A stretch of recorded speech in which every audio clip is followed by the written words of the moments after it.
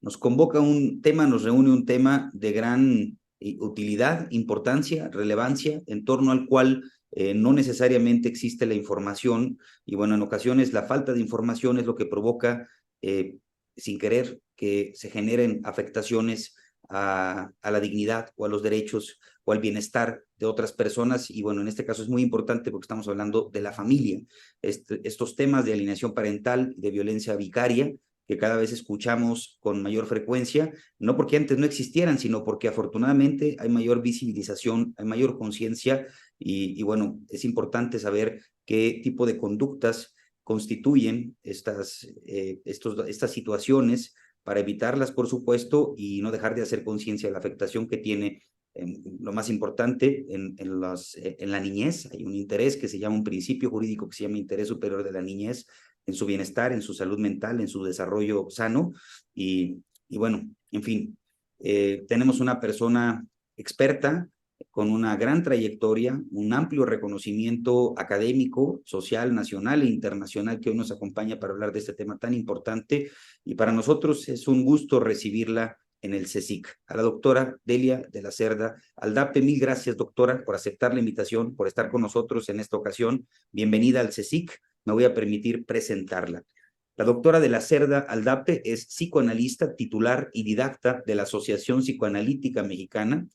Cuenta con doctorado en psicología por la Universidad Iberoamericana, maestría en psicoterapia psicoanalítica para adultos en la misma asociación psicoanalítica, con maestría en psicoterapia psicoanalítica de niños y adolescentes en la misma institución, con especialidad en parentalidad por la Organización Internacional de la Parentalidad con sede en París, Francia.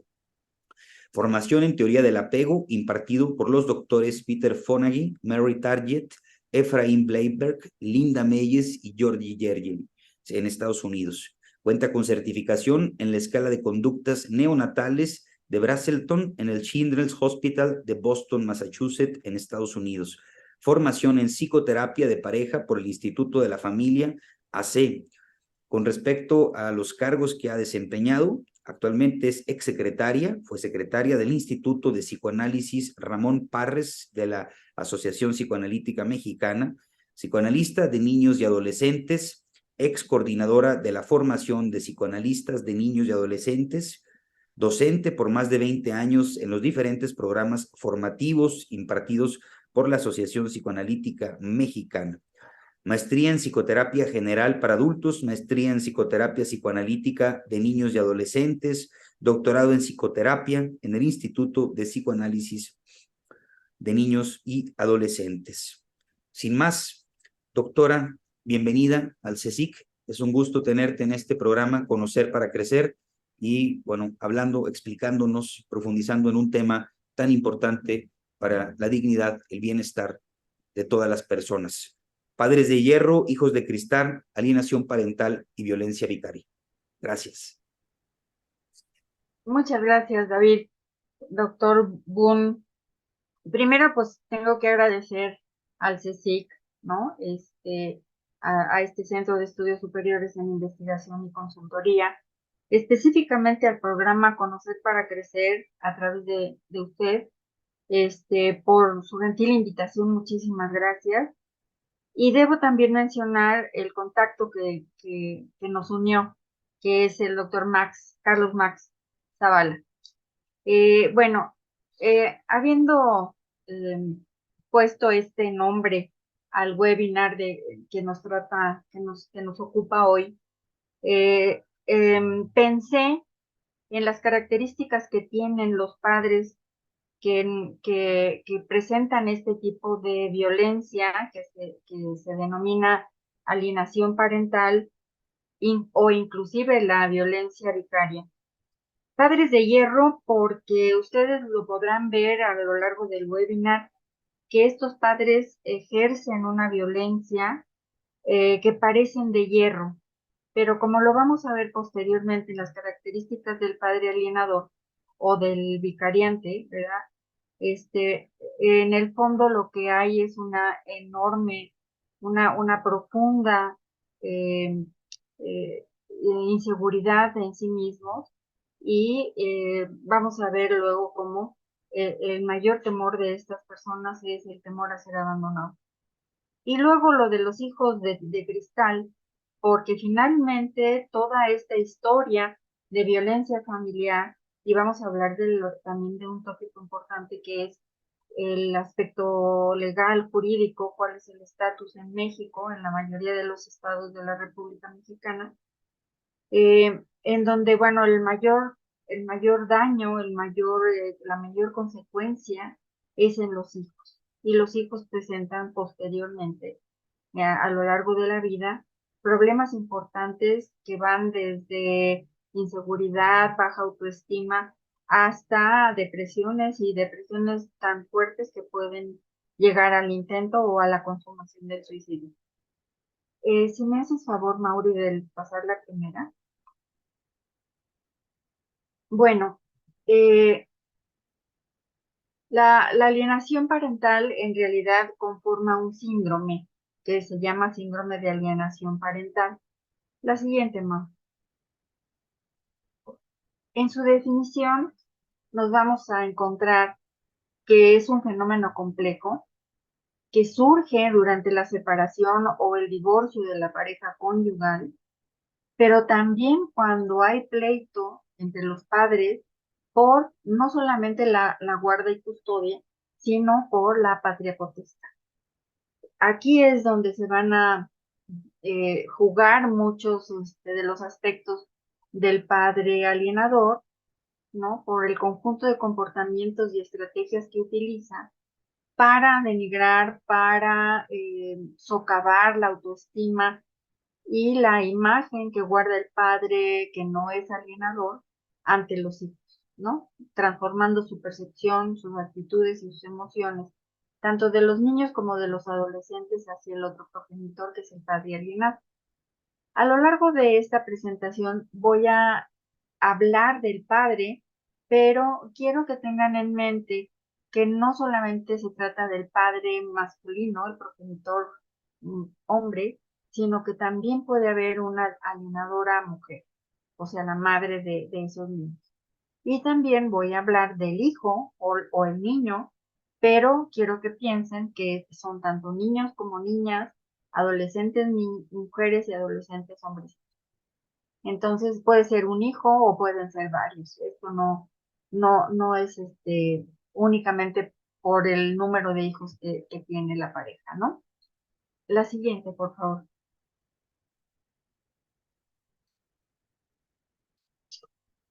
Bueno, la influencia negativa del padre alienador puede ser consciente o inconsciente. Y digo esto porque muchas veces los padres son conscientes de algunos de los aspectos de su conducta, pero no son conscientes o no lo tienen muy presente de las consecuencias que va a tener en los hijos sus comportamientos.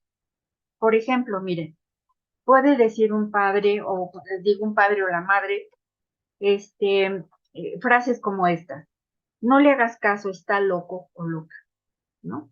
Entonces, en realidad lo que está diciendo es, bueno, no le hagas caso, no vale la pena, ¿verdad? Pero en el fondo lo que está diciendo es que cuando este niño crezca puede crecer con la idea y la convicción muy acendrada de que es hijo de un loco. Entonces puede tener toda la incertidumbre de si él va a replicar, va a reproducir la locura de alguno bueno, del padre que está siendo denominado con este adjetivo, ¿no? También puede haber referencias a que no te sientas triste por no estar con tu padre o tu madre. Realmente, en realidad, no te cuida. Entonces, esto también va en detrimento de ese padre que probablemente es mejor cuidador, ¿no? Y tiene una disposición mejor hacia el hijo que el padre alienador. Otra expresión puede ser: tu padre no cumple con lo que prometió en el convenio, no paga nada. Y esto también va en contra de la percepción que los niños y los adolescentes tienen de ese padre que aporta dinero. Por ejemplo, ¿no? Tu madre no te cuida por andar de loca, ¿no? O la madre puede decir por andar con esta otra mujer, ¿no? cosa que puede no ser cierto, ¿verdad? Y bueno, y finalmente, aunque fuera cierto, si ya está fijado el divorcio y todo, en realidad el excónyuge tendría la libertad para rehacer su vida y plantearse la posibilidad de de generar otra relación afectiva, ¿no? De pareja. Otra de las expresiones muy frecuentes es decirle a los niños o a los adolescentes si prefieres estar con él o ella, ¿no? Ya no voy a venir a visitarte o ya no vas a contar conmigo, no me vas a volver a ver. Ese tipo de expresiones que amenazan entonces al hijo, ¿no? Bueno, entonces como se puede ver, estas frases son ejemplos del comportamiento del padre alienado hacia el padre alienado, ¿no? En la relación con los hijos. Como les digo, puede haber comportamientos o expresiones de desprestigio hacia el otro padre, la interferencia en el contacto entre los niños y el padre alienado, ¿no? Pues ahora no vas, no me da la gana que vayas, voy a decir que estás enfermo y no te atrevas a decir lo contrario, etcétera, etcétera, ¿no? Por ejemplo, inducir temor o culpa, ¿no? Y aquí quiero que piensen en un punto bien importante. Para nosotros los psicólogos, psicoanalistas o de otra rama de la salud pública, es muy importante que estemos preparados en cuanto al desarrollo de los niños, ¿no? De las personas, el desarrollo de la personalidad, porque hay un momento en el desarrollo de los niños, eh, mucho antes de los 10, 12 años, ¿no? En el que el niño, por sí mismo, sin que nadie se lo diga, puede sentirse muy culpable por los problemas que están teniendo los papás, ¿no? Desde el principio, porque aparte esto no surge de un día para otro, sino que es una historia de violencia familiar. Y les digo, al rato vamos a hablar también de los aspectos de la legislación, que en México está muy atrasado. Bueno, al ratito hablamos de eso. Y entonces les digo, puede sentirse culpable sin que incluso el padre le diga nada y decir que es por su culpa, porque por él están peleando los padres, por él se separaron, por él se divorciaron y por él están teniendo estas dificultades y estas discusiones que pueden llegar a niveles muy altos, muy graves, ¿no? Incluso se habla en la legislación, por ejemplo, en la española, de que la alienación parental y la violencia vicaria tienen un estatus de delito penal. Entonces, el padre que es alienador o que es violento puede tener pena de cárcel, ¿no? Porque hay muchos casos, muchísimos casos, en los que la violencia llega a la consecuencia más cruel, que sería la muerte del padre alienado o la muerte del hijo. Entonces, claro, todas las expresiones del padre alienador van a ir en dirección a meter el temor al niño o al adolescente de que si no hacen lo que el padre alienador dice, entonces va a actuar en contra de ellos o en contra de la madre o del padre. Finalmente, como dicen las estadísticas españolas, ¿verdad? Hay 56% de padres alienadores y violentos y el 44% restante son madres violentas y alienadoras. Entonces, no es una cuestión de género, no es un tema que solamente los hombres o solamente las mujeres, sino que más o menos es casi la mitad y la mitad que son o violentos o alienadores, ¿no? Este, y bueno, nosotros en México creo que no tenemos esas estadísticas, excepto por las demandas y las denuncias de violencia familiar, que tampoco está tipificado en el Código Civil o en el Código Penal, excepto por lo que dice ahora la ley 3 de 3, que no va a ocupar puestos públicos, no va a tener, etcétera, etcétera. Ustedes ya saben de este tipo de disposiciones de la ley, ¿no? Bueno, siguiendo con estos comportamientos, tenemos también las falsas acusaciones, como les decía, de si la madre es esto o el padre anda con quién sabe quién, o si es que no da dinero, que no cumple con sus obligaciones. Luego viene la división de la lealtad, ¿verdad? Si estás con él, estás en contra mía. Eso es lo más significativo, ¿no? Que si está bien con el padre alienado, entonces está en contra del padre alienador. Y ahí es donde se dispara la guerra en contra del hijo, ¿verdad? No solamente en contra del ex cónyuge, ¿no?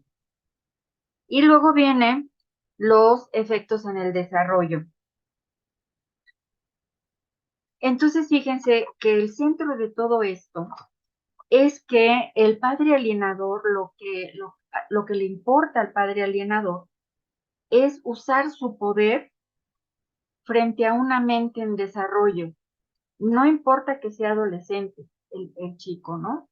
En realidad todavía está en desarrollo su identidad, su mente también en términos de lograr las operaciones abstractas de las que nos habla Piaget, pero que los niños creen en lo que dicen los padres porque son una figura de autoridad y porque además está matizado por el amor que le tienen, perdón, por el amor que le tiene el hijo a ese padre, no importa qué tan violento, no importa qué tan desagradable o atemorizante sea.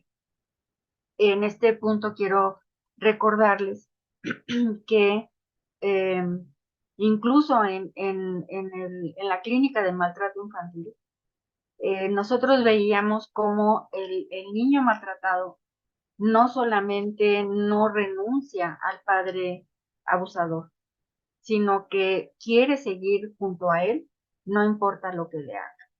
Entonces, esto es una muestra de que en este sentido el abuso es psicológico, vamos a decir, no es físico ni sexual, pero sí tiene los tintes de abuso por el arrebato que hace el padre alienador de la individualidad y de la independencia de pensamiento del niño.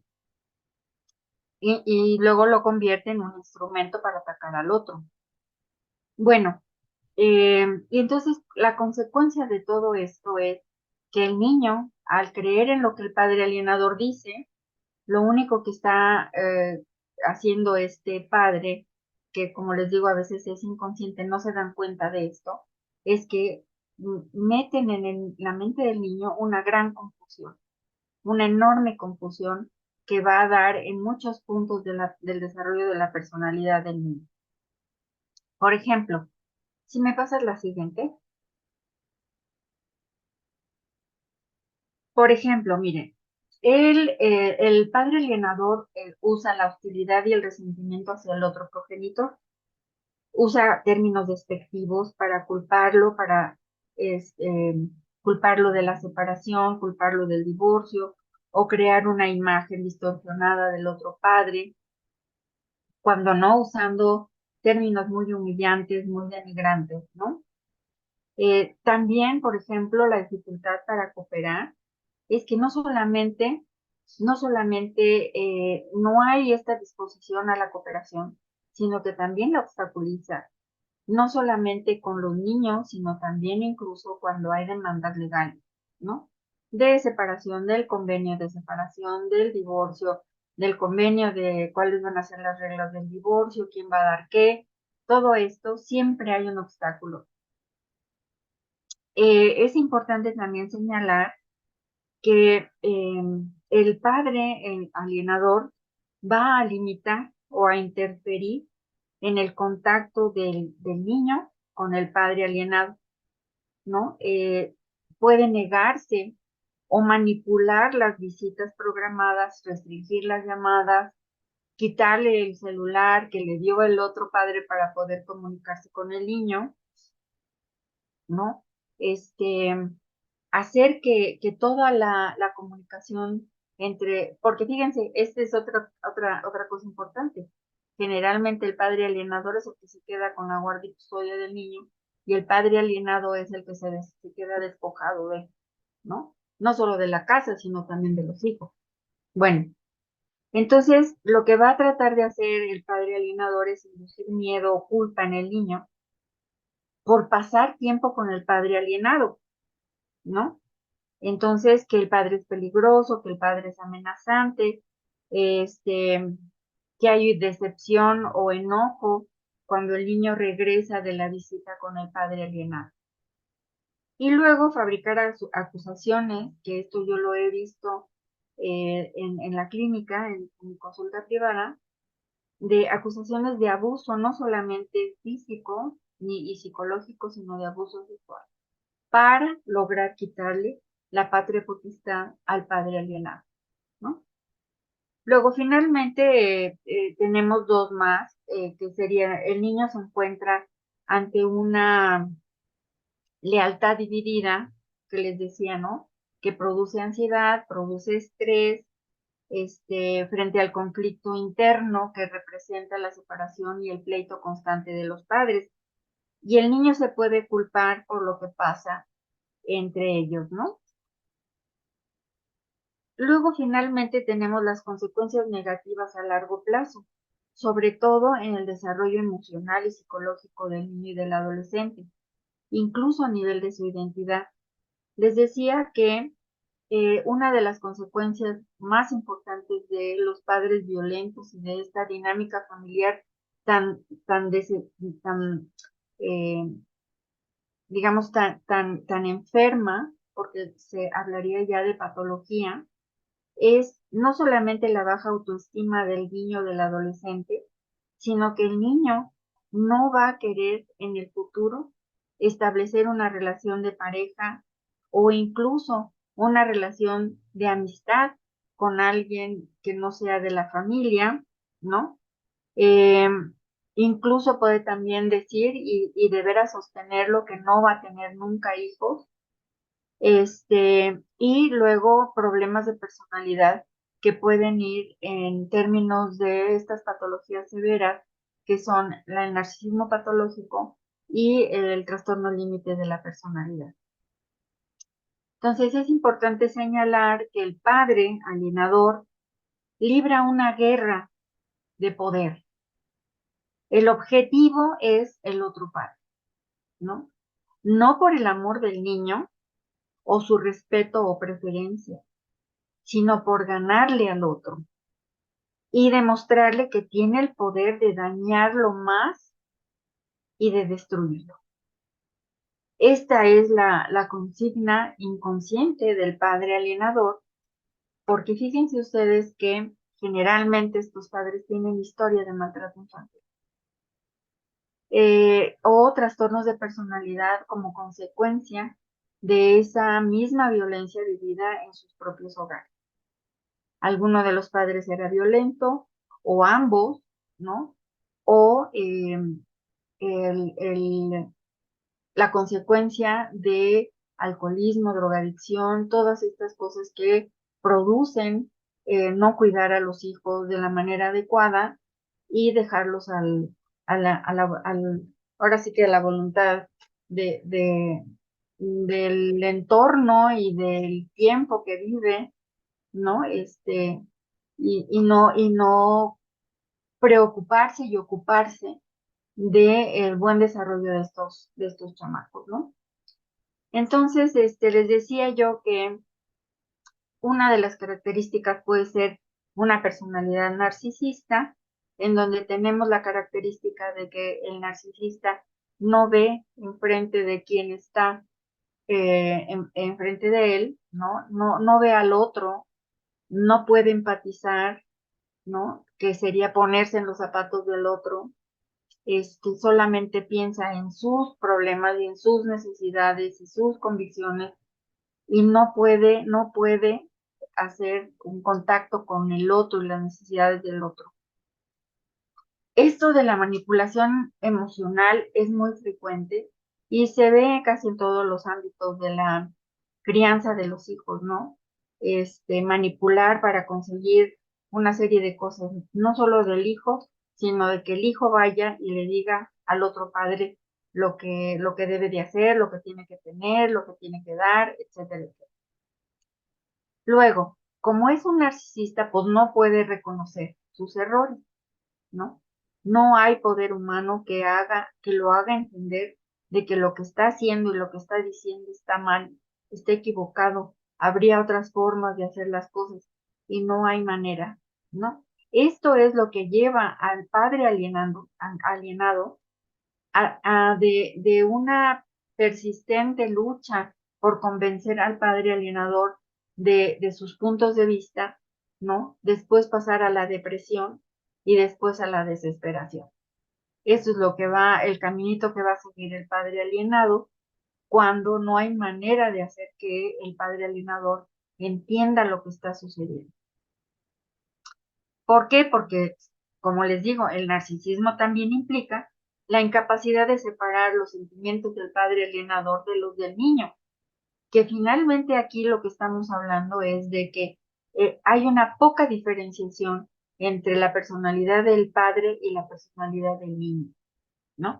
Muchas veces escogen a un hijo para que sea el portavoz de todas las exigencias y manipulaciones del padre alienador frente al padre alienado, ¿no? Por esa poca diferenciación que hay, que tiene que ver con la psicopatología del narcisismo y de la personalidad limítrofe. Otra característica es que hay una muy baja empatía. No hay posibilidad de que este padre alienador se ponga en los zapatos del padre alienado, que piense por un momento lo que le está pasando al otro, cómo debe de sentirse, qué estará pensando, cómo le va a hacer para salir del problema. No hay manera de que esta persona empatice. ¿Y saben por qué? Hay unos estudios de neuropsicología y neuropsicoanálisis también, investigaciones duras, lo que se llama investigación dura, en términos de estudios electrofisiológicos con tomografías eh, computarizadas pero dinámicas, en donde se ve que hay una deformación estructural de todo el circuito límbico que maneja las emociones. Entonces, y bueno, hablando también de que la empatía está basada en las neuronas espejo, y que en este sentido los padres alienadores no poseen esta capacidad, no tienen esa posibilidad. Posteriormente les voy a explicar por qué recomiendo la terapia familiar con mentalización y la terapia individual también con mentalización. Y esta es la razón. Y luego las estrategias de manipulación legal. Bueno, estas estrategias de manipulación legal llegan hasta la corrupción, ¿no? De comprar jueces, de comprar peritos, de comprar a los psicólogos peritos que hacen los estudios psicológicos, con tal de salirse con nosotros, ¿no? Y por lo tanto, la negación de la alienación. Yo no estoy haciendo nada malo, yo estoy haciendo lo que tengo que hacer, porque a mí no me van a quitar a mis hijos, y a mí no me van a quitar mi pensión, y a mí no me van a quitar no sé qué. Y entonces todo el rato se defienden de esta manera, que es verdaderamente, pues un delito también, porque es que es corrupción totalmente, ¿no? La que sigue, por favor.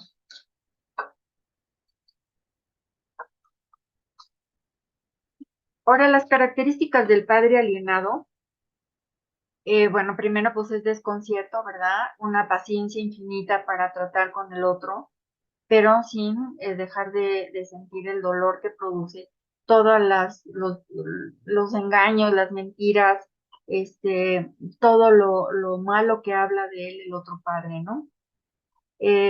Finalmente, bueno, pues esto lo único que produce es una preocupación impresionante por el bienestar del hijo, sea niño o adolescente, no importa, porque muchas veces se ven los efectos muy rápido del el trabajo que está haciendo el padre alienador en la mente de los niños.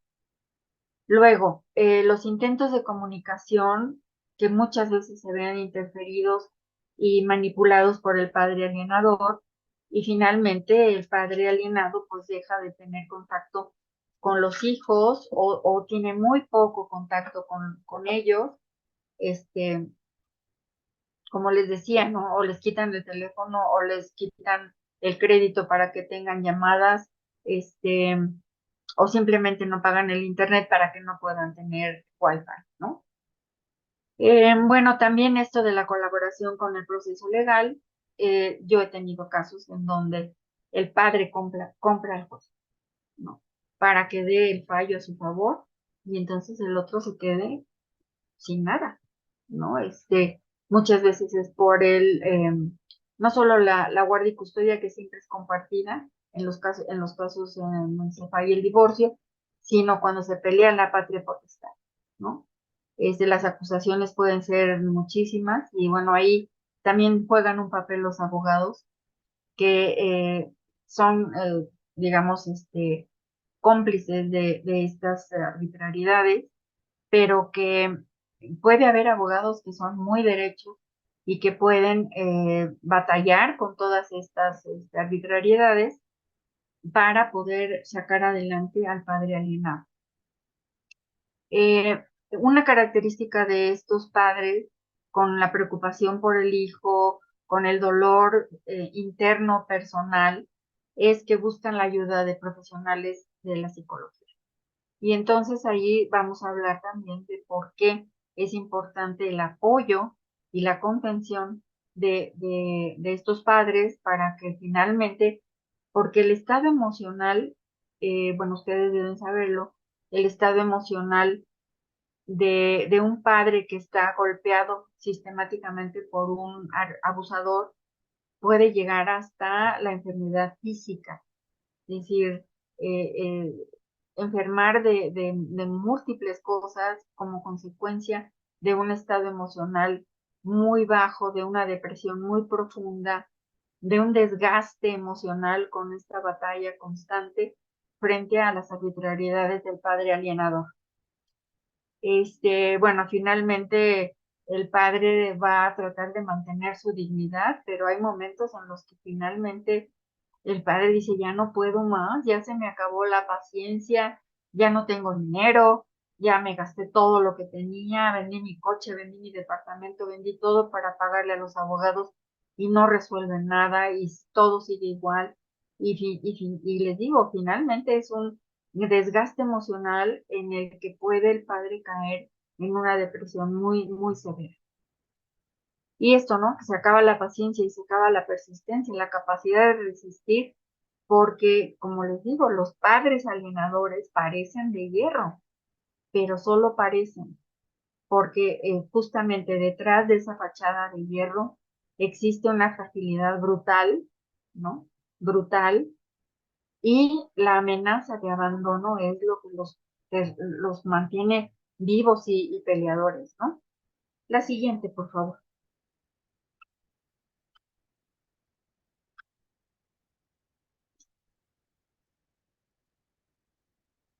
Entonces, ¿cuáles van a ser las consecuencias de la alienación parental para los niños y los adolescentes? Miren, primero que nada, como les decía yo hace un momento, la confusión emocional y la división de la lealtad, ¿no? ¿A quién le creo? Sí le creo a mi papá, sí le creo a mi mamá, pero ¿quién tiene la razón? ¿Quién me está diciendo verdad? ¿Quién me dice mentira? Cuando los niños son más chiquitos, pues no se cuestionan ni siquiera esto. Los adolescentes ya tienen una capacidad para,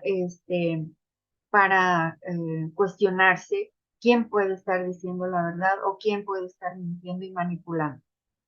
Todo lo demás es estrés, ansiedad, baja autoestima, ¿no? Que esto puede no solamente ser momentáneo, en un periodo este, que dure el pleito entre los padres, sino que puede perdurar durante toda la vida.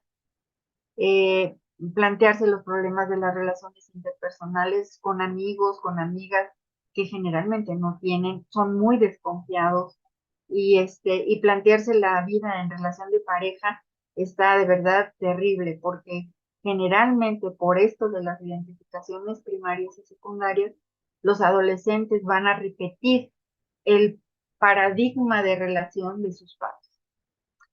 En los niños escolares y bueno, también los adolescentes, inclusive en la universidad, va a haber una afectación al rendimiento escolar y esto se debe justamente a que todo lo anterior puede englobarse en un proceso depresivo, que puede ser muy subclínico, no se nota, pero ahí está, y uno lo puede detectar por una serie de indicadores que tienen que ver con eh, cómo se comporta el adolescente, por ejemplo, con sus compañeros, si tiene amigos, si tiene amigas, si empieza a tener la noviecita, la primera noviecita, o si ya es un adolescente de salida, el adolescente tardío, si está planeando tener una pareja o no, y por qué, ¿no? Las consecuencias, como les he dicho, son a largo plazo. En general, no saben quién manipula la verdad y esto los hace muy desconfiados. Incluso pueden hacer una identificación con el padre alienador y ser exactamente igual a la calca como el padre alienador. Dificultades en el desarrollo emocional, por supuesto, ¿no? Y problemas de identidad, no sé si soy yo, no sé de quién es esto. El caso es que yo no puedo creerle a nadie porque todo el mundo son unos mentirosos. Inclusive hay adolescentes que a la edad de 18 o 20 años no saben qué desear, no saben si pueden desear, no saben decidir, no pueden tomar una decisión de qué carrera estudiar, no saben qué quieren de la vida y no saben eh, para qué son buenos. No se conocen a sí mismos en términos de saber cuáles son sus habilidades y sus capacidades. Bueno, ya se nos acabó el tiempo, pero todavía me falta la violencia vicaria, que en pocas palabras es sustituir al otro padre, ¿no? En ausencia o en presencia, porque proviene del latín vicarius, que deriva de vicis, que es vez o turno. Y entonces el padre vicariante hace las veces del otro. En psicología, lo vicario se denomina la persona que sustituye o que ejerce las funciones de otra persona, ¿no? Entonces, partiendo de la definición, podemos hablar de un eh, sistema, vamos a decir, consuetudinario, de sustituir al padre ausente, ¿no? El que no es el vicario, sino el padre, vamos a decir, alienado, para no tomarle parecer, para no tomarle ninguna opinión, ni saber qué piensan, ni qué desean, ni nada. Este,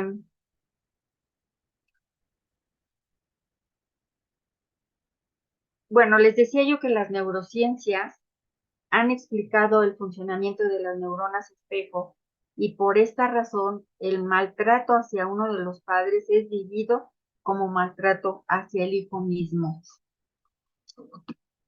La violencia vicaria también se puede entender como otra forma de violencia de género, pero como les decía hace un momento, en México, solamente en el estado de Oaxaca, está tipificado como un delito, eh, en el sentido de que es un acto de violencia familiar, y eso sí está tipificado en el Código Civil. Aquí les tengo los artículos, el 336 bis B, el 429 bis A y el 459 del Código Civil de Oaxaca. Pero en ninguno de los otros estados está tipificado como delito y para lo cual intervienen los jueces de lo familiar y, y ahí se dirimen las diferencias, ¿no? Y es que la violencia vicaria es cuando un familiar hace que un niño, un adolescente, transforme su conciencia con el objeto de impedir, obstaculizar o destruir sus vínculos con el otro de los progenitores. Ejemplo de violencia son amenazas de quitarle a los hijos, amenaza de matarlos, amenaza de matar también al otro progenitor, interrumpir los tratamientos médicos o de salud mental de los hijos cuando están con el otro padre, o no pagar esos tratamientos, ¿no? Utilizar los momentos de la recogida o retorno del régimen de visitas para insultar, humillar, desacreditar, desaprobar, menospreciar, etcétera, etcétera, al otro. Y hablar mal del padre alienado y su familia en presencia de los niños.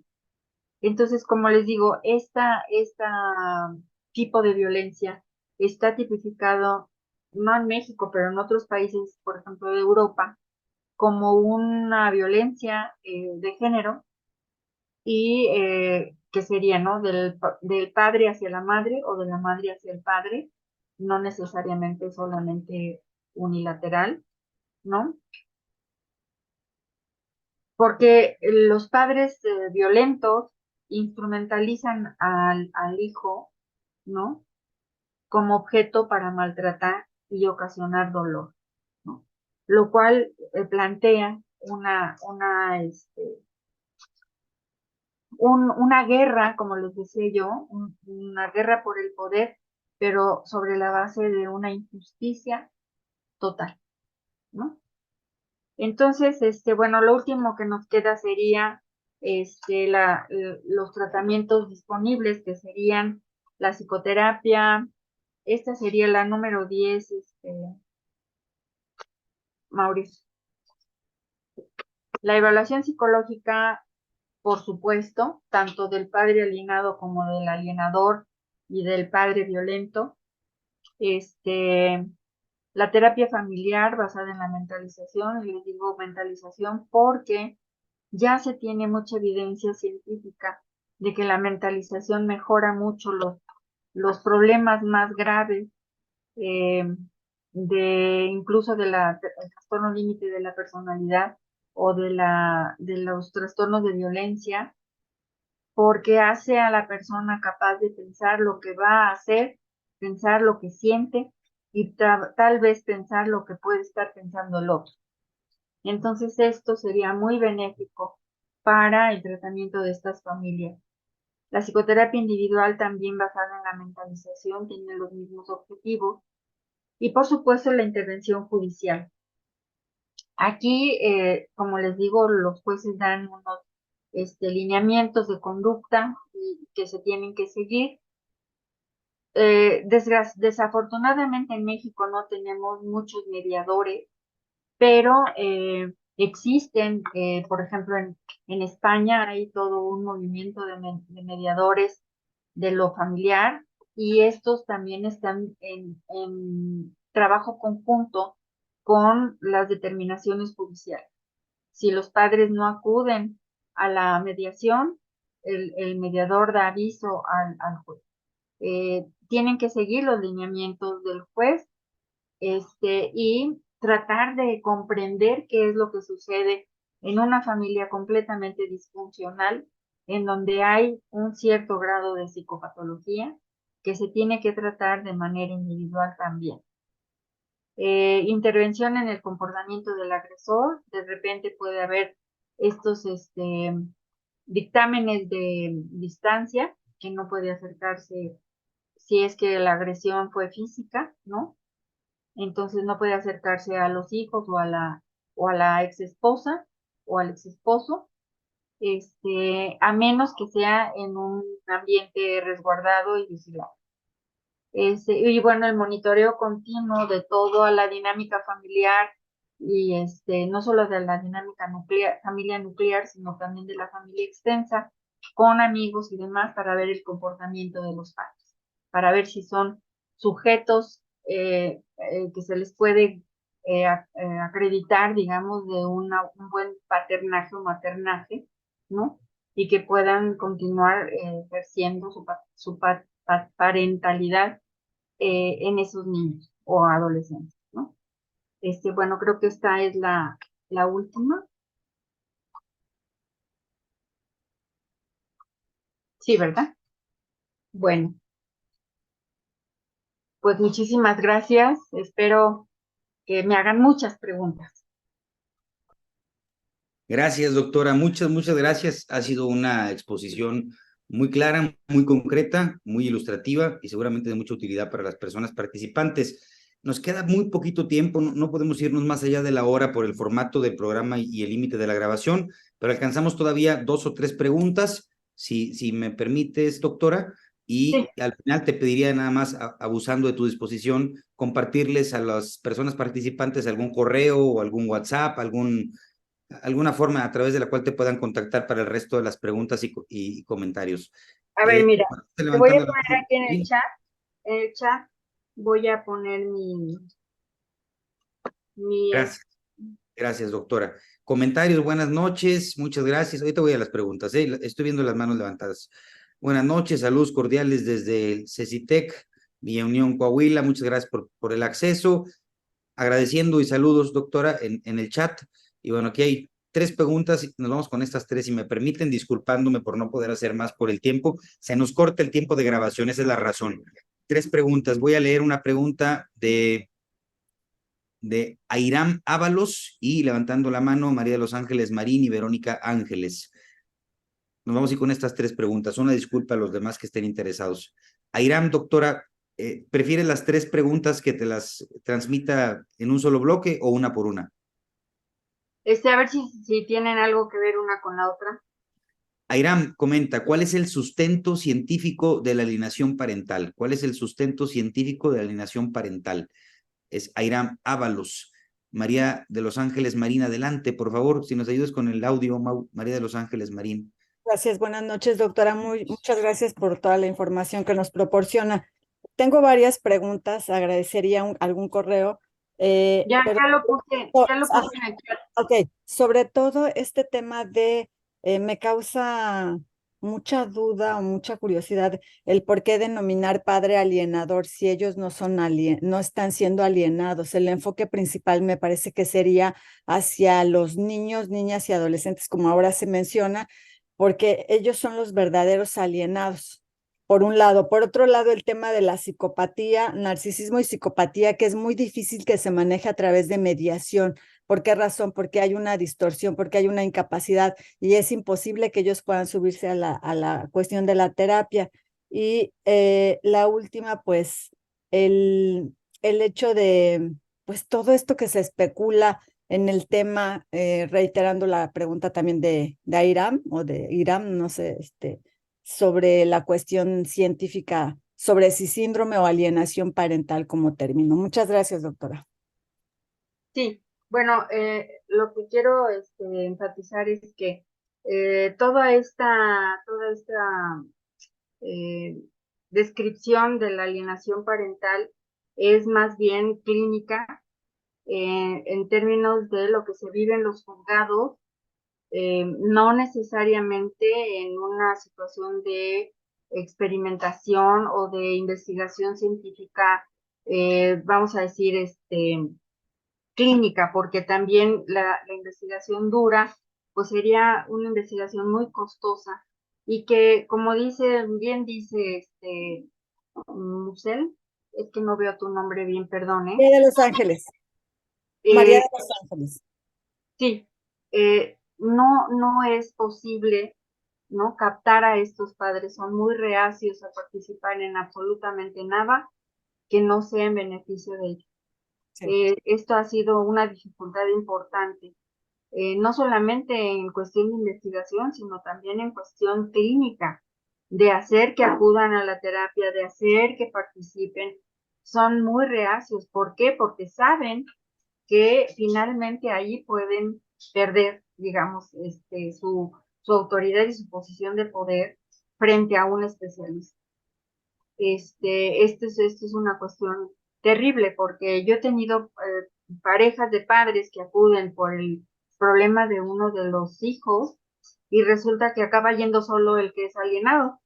Ahora, los alienados dicen son los niños. No se trata de la alienación de los niños, sino de la alienación del padre que es sacado de la jugada, ¿no? Por el padre alienador que manipula, maneja, tergiversa todo de tal manera que le va quitando privilegios y derechos al padre alienado. Los niños son las víctimas, no alienadas, son las víctimas de este victimario que trastoca todo el funcionamiento familiar, inclusive la buena salud mental del padre alienado, porque como yo les decía, el padre va a acabar desesperado y con una depresión clínica importante.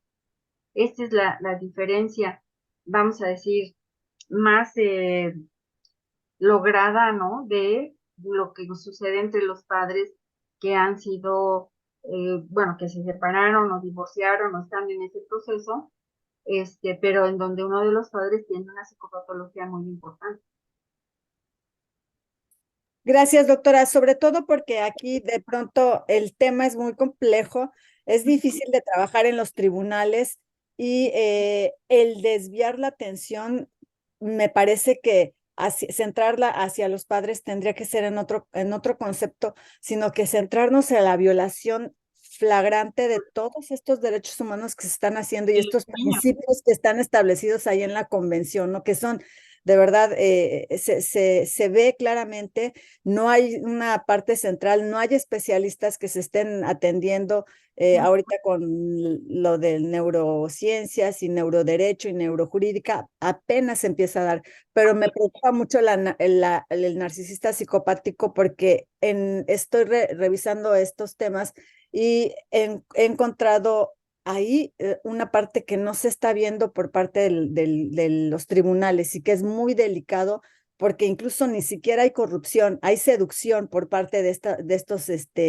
estos narcisistas psicopáticos y bueno, eso usted lo explica y lo entiende mucho mejor y pues ya sería cuestión de que nos preparen, nos hagan el favor de prepararnos Otro webinar. otro webinar. Vamos Gracias, por la doctora. segunda parte. Gracias. Verónica Ángeles, si me permites, doctora, una pregunta más, Verónica Ángeles, por favor. Qué amable, gracias. Buenas noches a todos. Doctora, primero felicitarla. Me gustaría en su momento que me pudieran hacer llegar su currículum. Es amplio y obviamente impresionante. Mi tema es enfocado al que el día de hoy la violencia vicaria es lo que en México acontece, pero hay una disputa entre alienación parental y violencia vicaria respecto a esa base científica. Soy abogada y obviamente en cuanto a la violencia vicaria está establecida a diferencia de la alienación parental. Dentro del Código Civil, del Código Nacional de Procedimientos Civiles y Familiares, ya en Ciudad de México se ha implementado, pero todavía traemos ese tema del fundamento científico de la violencia vicaria. ¿Me podría ampliar un poquito más en esta información, doctora, por favor? Sí, mira, lo que habría que hacer sería demostrar que el padre violento tiene incapacidades estructurales cerebrales.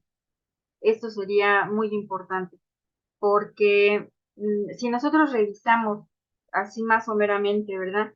Lo que se ha hecho en neurociencias sobre la mentalización o el dominio de las emociones, la mentalización del proceso de, digamos, de concientización de los afectos, ¿no?